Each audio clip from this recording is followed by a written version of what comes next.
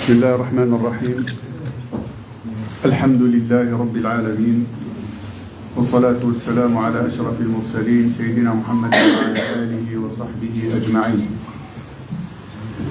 اللهم علمنا ما ينفعنا وانفعنا بما علمتنا وزدنا علما.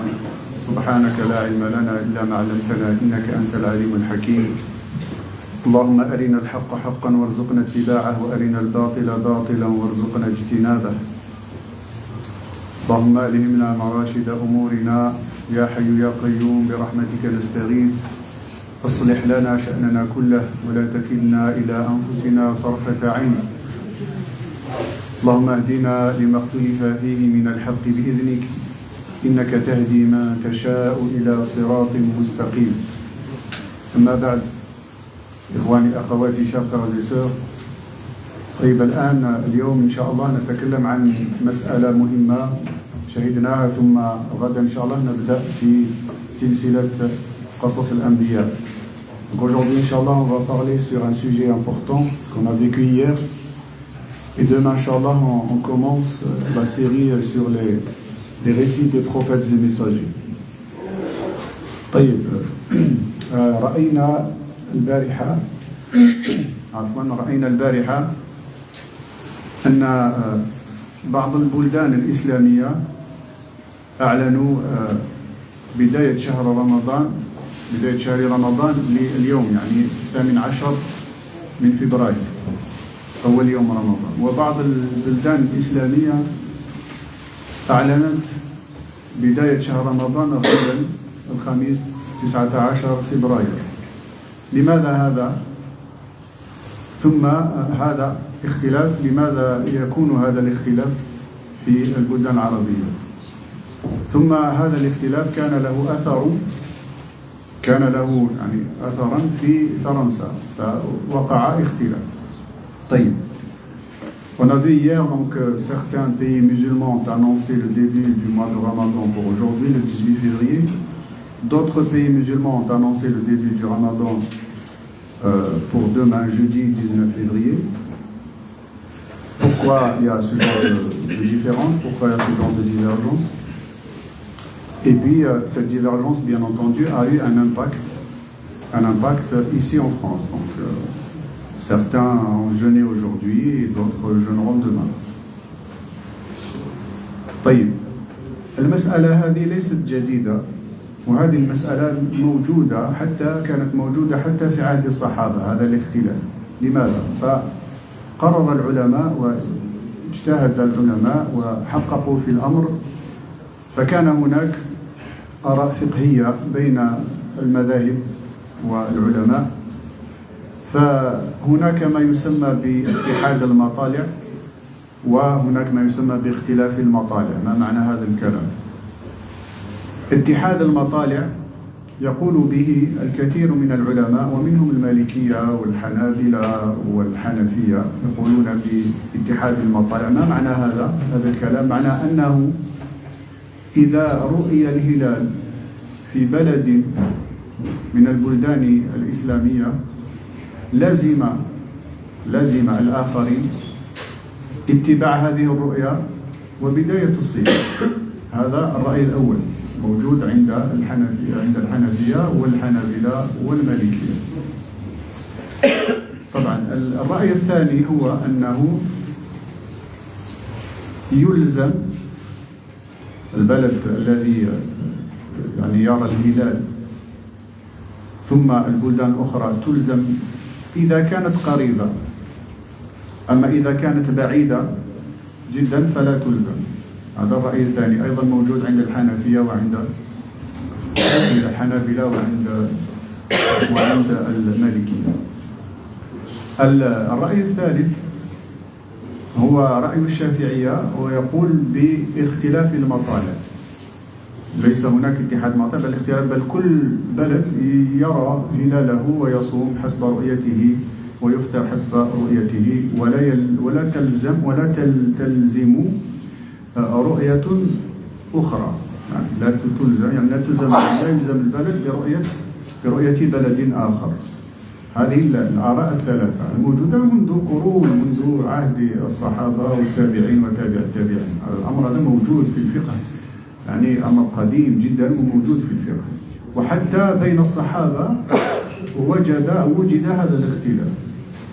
Donc, cette affaire-là de différence de début du jour du mois de Ramadan et même de fin du mois de Ramadan existe depuis des siècles, depuis l'époque des compagnons, même l'époque d'après les compagnons, etc.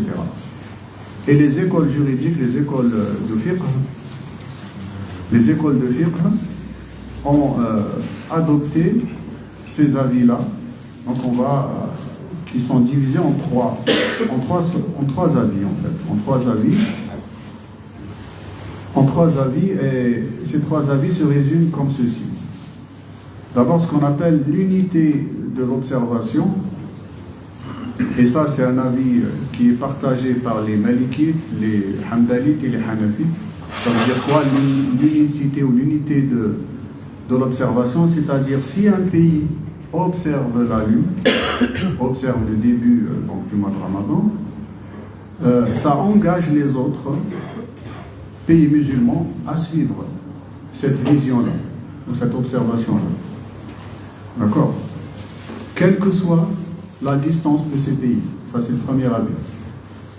Le deuxième avis, c'est la même chose, sauf que, qu'on retrouve chez les Hanafites, les Hanbalites et les Shafi'ites, que, en fait, ça engage les autres pays, uniquement si les pays sont proches, pas très éloignés.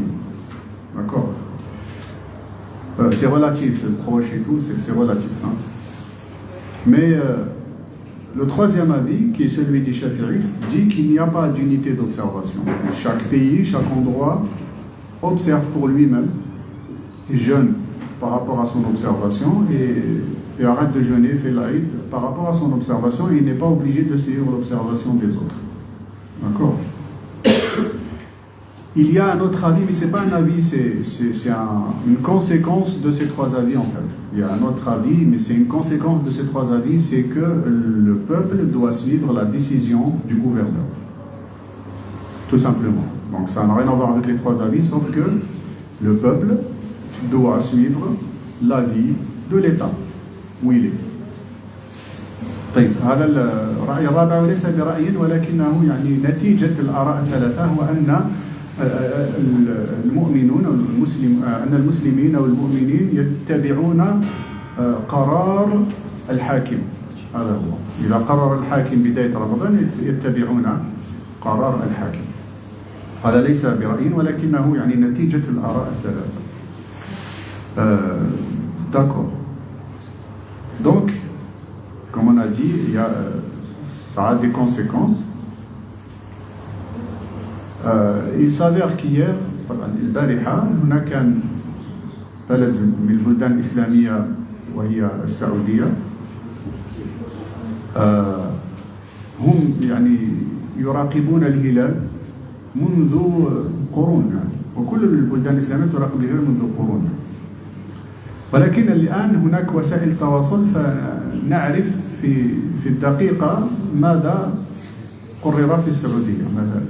الآن نعرف ماذا قرر في السعودية في الدقيقة يعني. وعكس ما كان هناك في القرون القديمة السابقة.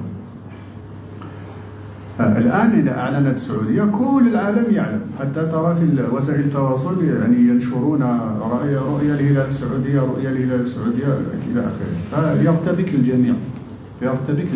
هذا من الفتن، من فتن آخر الزمان.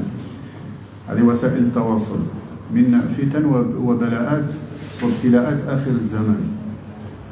Donc hier, comme vous avez vu, il y a eu l'observation de la Lune dans certains pays musulmans, dans d'autres non. Certains pays, le premier pays où il a observé, l'Arabie Saoudite, qui observe depuis des siècles la Lune, qui n'observe pas, et des autres pays aussi observent la Lune, il n'y a pas de problème, qui n'observent pas que la Lune du Ramadan, ils observent toutes les lunes de tous les mois nigériens, donc toute l'année.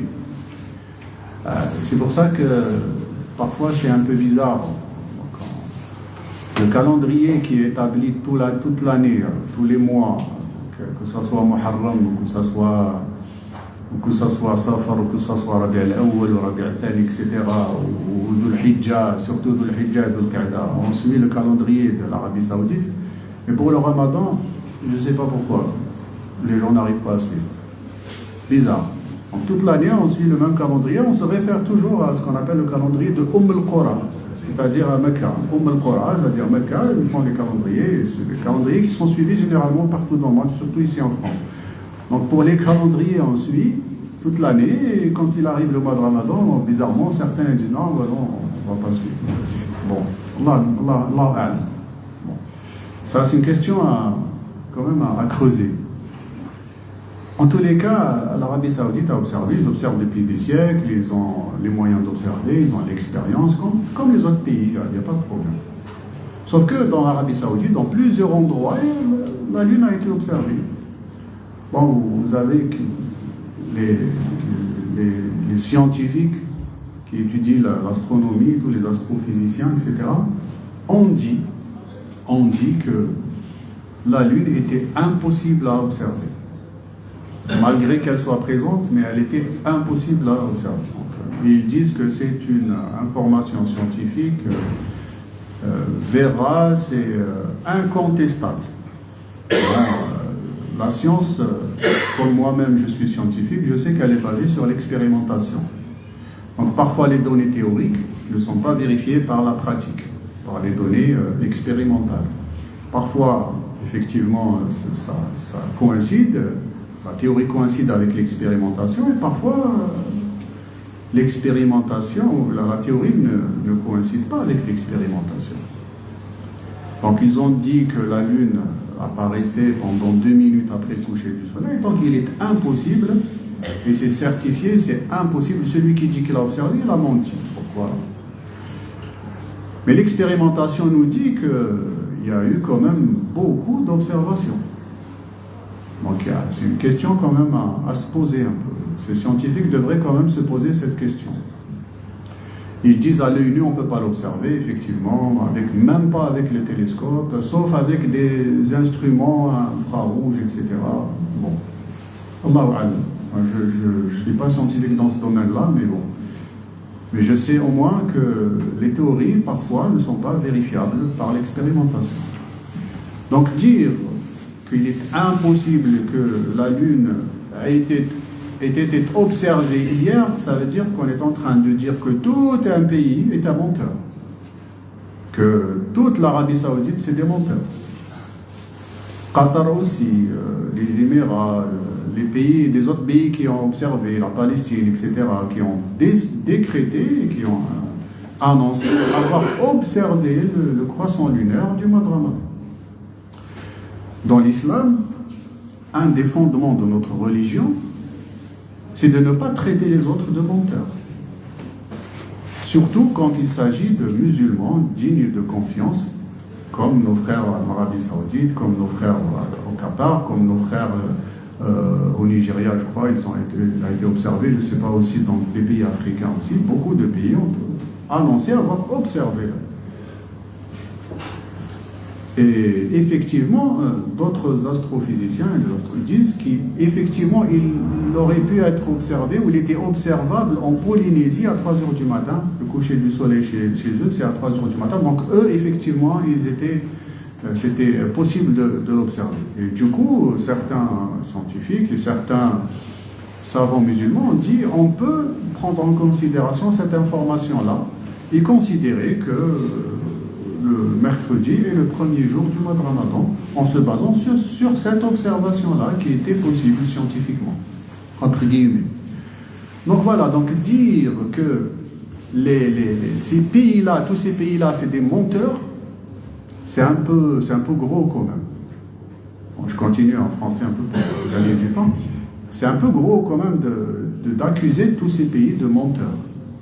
Tu ne veux pas suivre, tu veux faire ta propre observation. C'est permis dans le fiqh, c'est permis dans la religion, c'est ce qui a été fait dans beaucoup de pays comme l'Égypte, l'Algérie, etc. Ils n'ont pas observé, ils ont dit, nous on ne prend pas en compte l'unité de l'observation, on prend en compte la diversité de l'observation, comme disent les chafi'ites, et donc Et notamment quand c'est des pays sont éloignés, donc on ne prend pas en compte, comme disent une partie des Malikites aussi, quand les pays sont loin, on ne prend pas en compte, mais si c'est leur proche, on peut prendre en compte.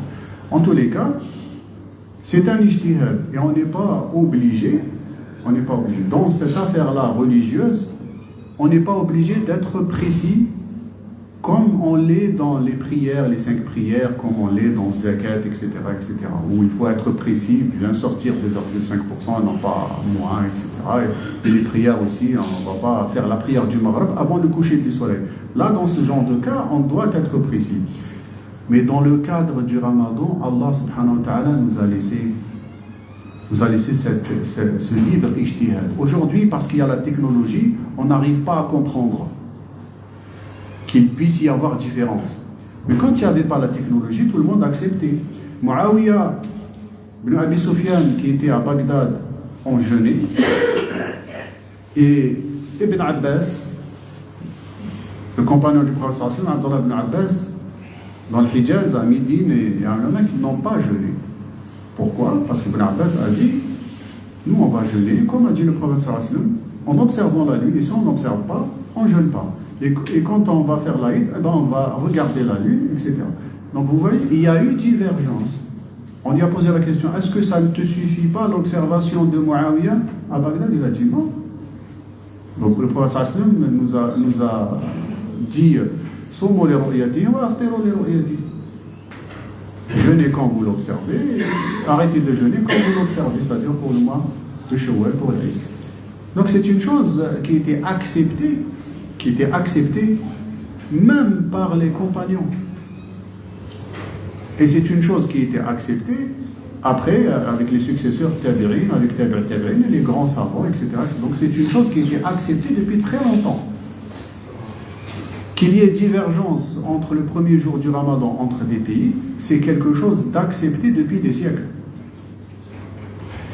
Qu'est-ce qui est plus important? Le plus important, c'est que dans un même pays, on jeûne tous pareil. Et qu'on ne soit pas en divergence dans le même pays. Mais quand il s'agit de pays différents, ce n'est pas grave du tout. Ce qui est important, c'est que dans le même pays, il faut être unis. Ça, c'est une épreuve d'Allah subhanahu wa ta'ala, de la part d'Allah subhanahu wa ta'ala, pour nous tester notre foi et notre capacité à s'unir. Et on le voit depuis des années qu'il n'y a pas cette capacité à s'unir entre les musulmans. Ni sur la méthode de décréter, de décider du premier jour du Ramadan, d'accord, ni par la méthode, ni par la manière de le faire. Pourquoi? Parce que, malheureusement, on peut le dire aujourd'hui, beaucoup de responsables musulmans, malheureusement, beaucoup d'entre eux, pas tous, il y en a qui sont sincères, mais beaucoup de responsables musulmans sont des hypocrites. Ils prennent des responsabilités, mais ils ne mettent pas en avant l'intérêt de l'islam et des musulmans. Ils mettent plutôt en avant leur propre intérêt, leur propre ego. Voilà pourquoi Allah subhanahu wa ta'ala nous éprouve, et voilà pourquoi on n'arrive pas à être unis, à cause de ça. On ne peut pas s'écraser, certains ne veulent pas s'écraser ou écraser leur ego et leur vanité devant l'intérêt supérieur de l'islam et des musulmans. Ils n'arrivent pas à le faire. Beaucoup de responsables musulmans aujourd'hui, et c'est pour ça qu'il y a cette cacophonie, ce désordre total, surtout en France, beaucoup de responsables musulmans mettent l'intérêt de l'islam et des musulmans sous leurs pieds. C'est ça le truc en fait. C'est ça le problème qu'on a. Parce que ce n'est pas grave qu'en France on jeûne et qu'en Arabie Saoudite on ne jeûne pas, et qu'en France on ne jeûne pas et qu'en Algérie on jeûne. C'est pas ça le plus grave. Allah subhanahu wa ta'ala, c'est lui qui a créé les mois. Allah subhanahu wa ta'ala nous rétribue sur nos intentions. C'est ça le plus important. Le plus important, c'est pas le début de la date du mois de Ramadan. Le plus important, c'est l'unité des musulmans. C'est ça qui est l'intérêt supérieur. Mais on n'y arrive pas. Pourquoi? Parce qu'il y a beaucoup d'hypocrites parmi nous, tout simplement. Ne veulent pas s'écraser devant l'intérêt supérieur de l'islam et des musulmans. C'est ce qu'il faut dire. Il faut dire ces mots forts pour que peut-être qu'il puisse y avoir un électrochoc. Inch'Allah. Qu'Allah nous guide, qu'Allah guide les cœurs, qu'Allah rassemble entre les cœurs. Et qu'Allah nous donne des responsables musulmans qui mettent en premier lieu l'intérêt de l'islam et des musulmans avant leur propre ego et leurs propres intérêts personnels. Inch'Allah, amin. Donc voilà, maintenant, quand il y a ce genre de divergence, en France, on aurait dû être unis, ça n'a pas été le cas. On a tenté, on a essayé beaucoup, machallah, ils ont tenté de s'unir, mais ils se sont confrontés à ce mur d'ego de certains responsables musulmans qui ne veulent pas lâcher la prise. Quand commence le jeûne le jeudi ou le mercredi, ça n'aurait pas été un problème du tout. Pourvu qu'on le fasse tous ensemble. C'était ça le plus important. Mais on n'y est pas arrivé. Qu'Allah nous guide. L'essentiel, maintenant, est-ce que le fait de jeûner aujourd'hui et mercredi est valable ou c'est invalide? Bien sûr que c'est valable. C'est 1000 fois valable. Pourquoi? Parce que nous avons suivi l'observation de pays dits de confiance. On ne peut pas accuser de mensonge. On a suivi l'unité de l'observation. On a le droit de le faire. Comme il n'y a pas d'unité en France, on suit ce que dit le prophète sallallahu alayhi wa sallam. Il a été observé en jeûne, tout simplement. Et beaucoup, la majorité ont suivi cet avis-là en fait. Alhamdoulilah, la majorité ont suivi cet avis. Notamment la grande mosquée de Paris, etc. Ici à Lyon, beaucoup ont suivi, à Marseille, beaucoup ont suivi cette façon de faire, cette unité d'observation. Et alhamdoulilah. Mais certains ont résisté et ont laissé leur ego dépasser l'intérêt de l'islam et des musulmans. Qu'Allah les guide. Ce n'est pas le problème de qui est la majorité. Même si on n'est pas d'accord avec la majorité, on doit suivre la majorité, même si on n'est pas d'accord avec eux. Il faut qu'on s'écrase devant notre ego. On doit suivre la majorité, et c'était la majorité hier qui avait décidé de commencer le jeûne le mercredi. On devait tous suivre la majorité, même si on les déteste. Même si on ne les piffre pas, même si on ne peut pas boire un café avec eux.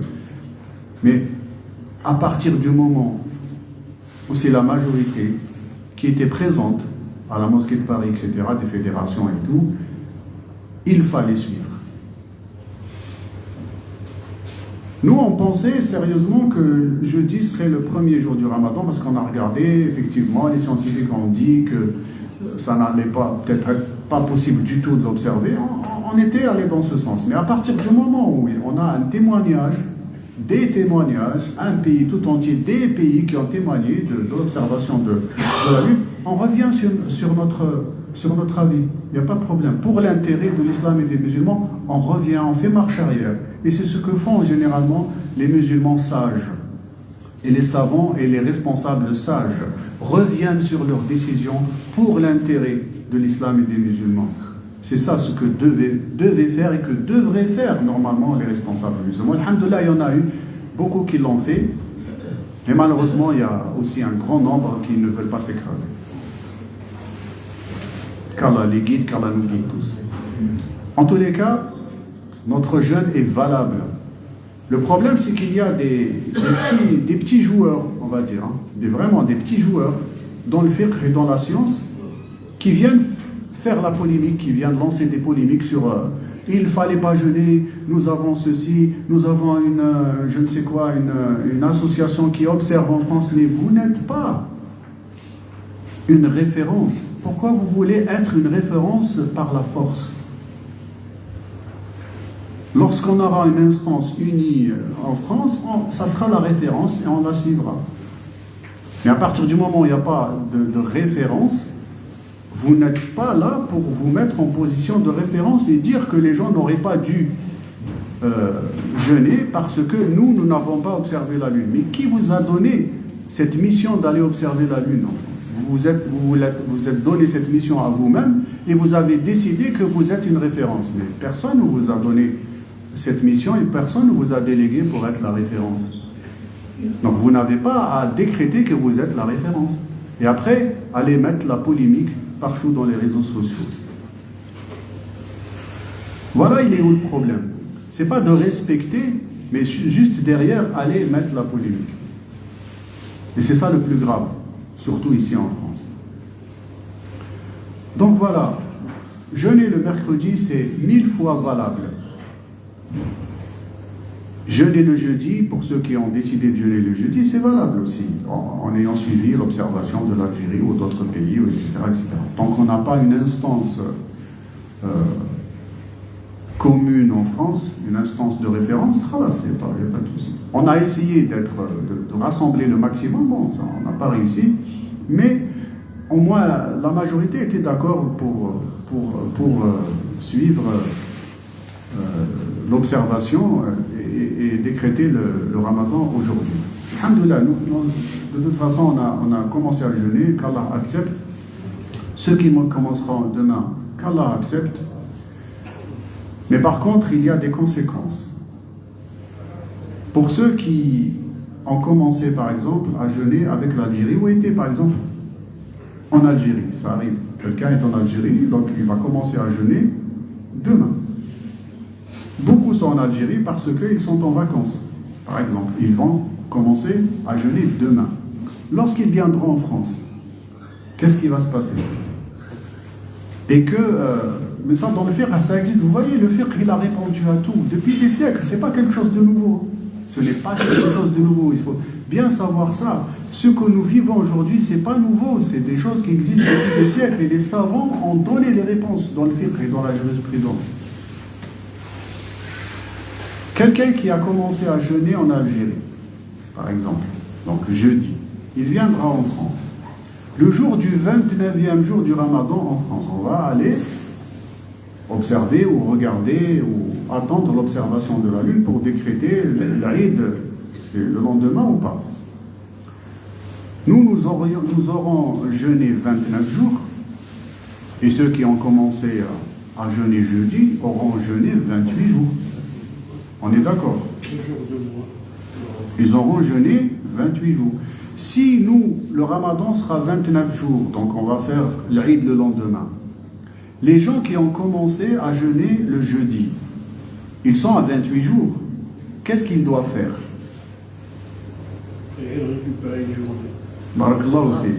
C'est l'avis majoritaire. C'est faire l'Aïd normalement avec les gens. D'accord? Et s'il lui manque un jour, il le rattrapera plus tard.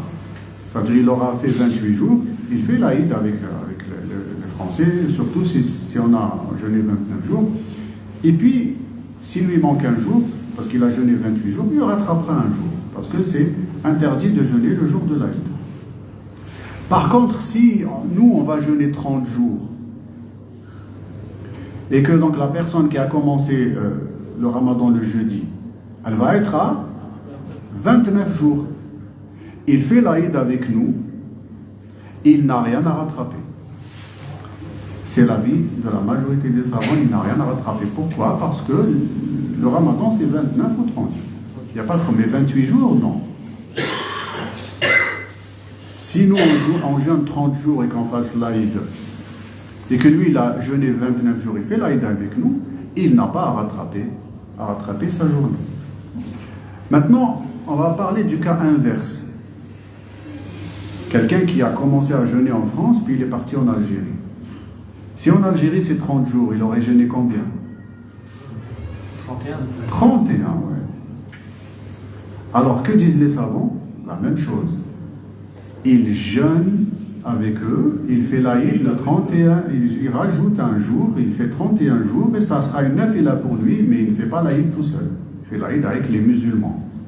Comme dit le prophète sallallahu alayhi wa sallam, on jeûne ensemble, on fait le sacrifice ensemble et on fait l'Aïd ensemble. C'est-à-dire, il faut être unis par rapport à ça. D'accord? S'il veut vraiment, vraiment, vraiment ne pas rajouter un jour, il peut rompre son jeûne, mais ne pas le montrer. Il peut rompre en cachette, ne pas le montrer. Mais le mieux, c'est de rajouter un jour, et ça lui sera compté une nafila, un jeûne surrogatoire, et il fait l'Aïd avec les musulmans. Donc, pour dire que l'islam, dans notre religion, l'unité et le rassemblement des musulmans et l'unité des musulmans est en priorité. Que les divergences de fiqh. L'unité est en priorité. On suit le pays où on est, on suit les savants du pays où on est, et on doit être unis, même si dans le fiqh il y a d'autres avis. Et c'est ce que disent la majorité des savants sages et qui ont de la science. Il faut rester unis. Même si nous, on connaît un autre avis et qu'on pense qu'il est mieux. D'accord ? Mais il ne faut pas montrer la fitna, il ne faut pas montrer la polémique au sein des musulmans. Ça, c'est très important. Le jour où on arrivera à ça, Inch'Allah, il y aura l'unité en France. Le jour où on arrivera à s'écraser devant l'intérêt supérieur de l'islam et des musulmans, ce jour-là, Inch'Allah, on sera unis. Qu'Allah nous facilite. Jazakumullahu khairan. Wassalamu alaikum wa rahmatullahi wa barakatuh.